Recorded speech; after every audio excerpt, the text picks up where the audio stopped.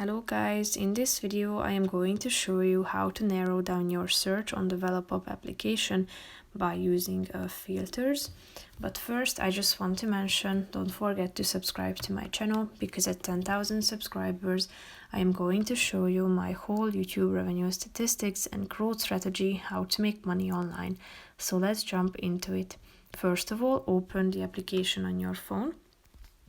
Now you should tap on the search, either at the search bar, and type in the name of a product that you are searching for or looking for, or select a relevant category.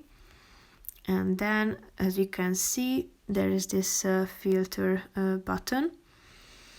If you swipe to the right side of the screen, you can select your location by using the map, select the price range,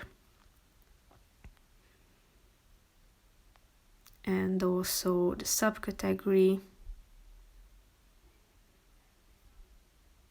Click on apply filters to my search, and you can also select the item condition, and here you are going to see all of the results that fit your preferences that you have just selected.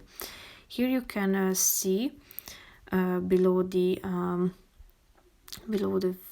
filters that there is a sort by option, meaning that you can select how would you sort your products by distance, price low to high, price high to low, or newest first. So here you are going to see the results organized according to